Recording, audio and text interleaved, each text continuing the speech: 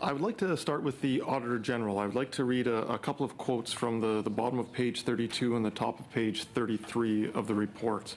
It says, during the audit, we were told that Employment and Social Development Canada and the Canada Revenue Agency had identified cases and referred some of them to law enforcement for investigation. And then a couple of points later, it says, as of September 2022, the agency and the department had identified employees that claimed COVID-19 benefits.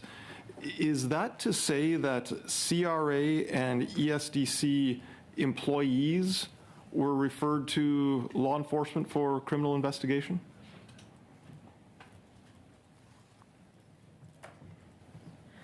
So yes, there were employees in Canada Revenue Agency and Employment and Social Development Canada that were identified having received payments, and there was an internal investigation that kicks off first. It's then up to the department and the agency whether they refer that case to law enforcement. But we felt that that investigation was the right first step.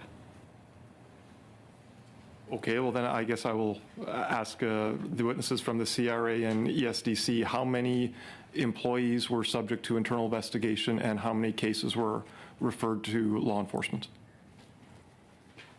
I guess maybe I'll back up for 1 second, just to say that when we look at the CRA, we treat public servants as general taxpayers, and if you violate the rules, you suffer the compliance efforts. So I don't have numbers right in front of me, not very many, obviously, and I don't believe any of those cases have gone into a criminal investigation. We have very strong internal investigation at the CRA, and we deal with it ourselves, and the discipline can range from not much, if it wasn't something, to termination.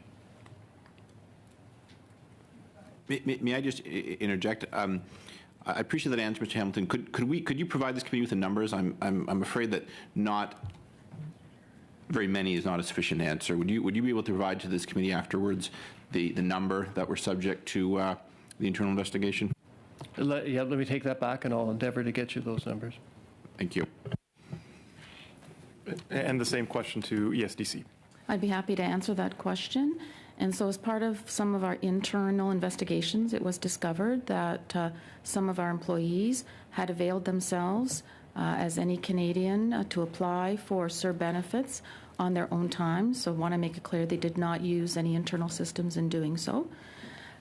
We did alert that up to our Chief Security Officer, and an administrative investigation did take place.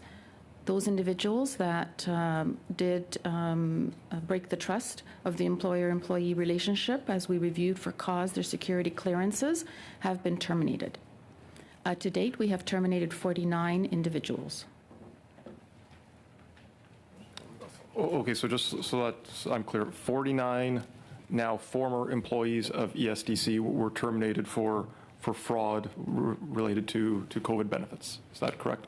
It would be in regards to misrepresentation of their situation when they would be applying for CERB.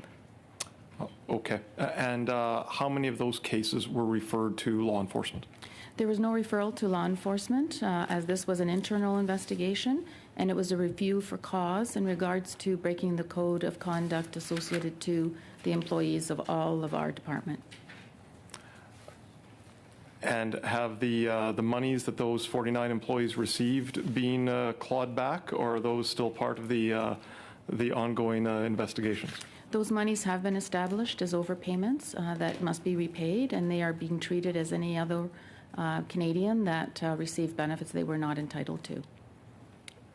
Okay, they must be repaid, but have they already been repaid? They're in the process of being repaid. I would have to confirm the numbers that have been repaid. Yes, could you please provide those numbers in writing to the committee? Absolutely. Okay. And I know your earlier question was in regards to those external clients that perhaps demonstrated some fraudulent activities. We did discover that there was some fraudulent activities that did need to be referred to external authorities, and 12,000 of those cases were